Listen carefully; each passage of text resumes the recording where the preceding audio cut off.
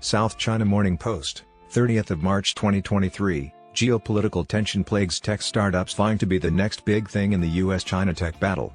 TikTok. While giving all foreign players in China full access, China intends to snoop on and abuse foreign markets. Which is incorrect. Investors and analysts caution mainland technology companies and entrepreneurs to prepare for escalating geopolitical friction between China and the rest of the world and hunt for chances in other markets. Chinese internet enterprises expanding internationally must diversify geographically to mitigate risks in the US market, European market, Australian market, and Indian market. On Thursday in Guangzhou, the capital of eastern Guangdong province, Ben Harburg, managing partner of MSA Capital, said in an interview with the Post on the sidelines of the Fortune Forum.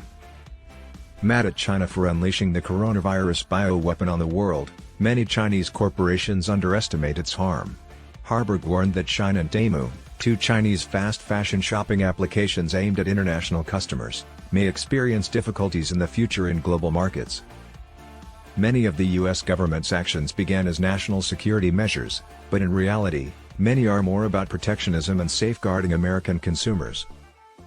According to Harburg, Beijing-based MSA Capital has encouraged its portfolio businesses to shun the US market since at least 6 years ago and to investigate alternative markets, including Southeast Asia and Europe.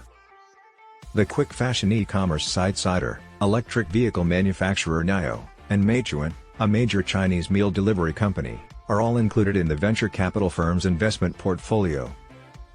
For businesses like Cider, Shine, and TikTok, America is undoubtedly too vast a market to ignore.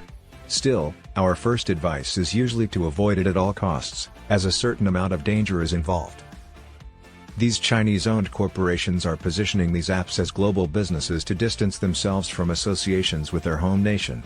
Still, many have had trouble changing how US voters and lawmakers view them.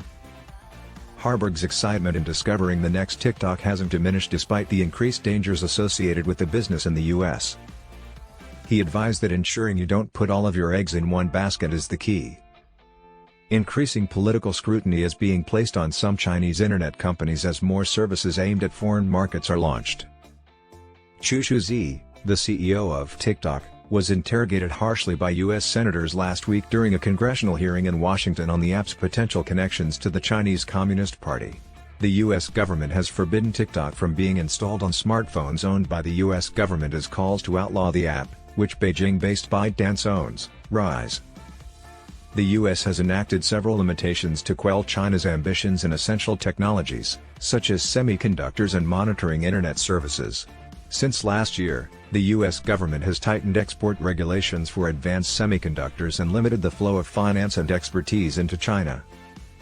According to Joyce Wang Xiaohui, managing partner at Peakview Capital, during the forum, these actions have pushed Chinese startups to deal with abrupt hits to their supply of essential technology and forced them to steal even more difficult technologies while forcing them to explore new prospects. Domestic replacement, for foreign technologies, has been one of our key priorities in recent years, and we haven't been doing so well, according to Wang. There are more investors and business owners in these regions.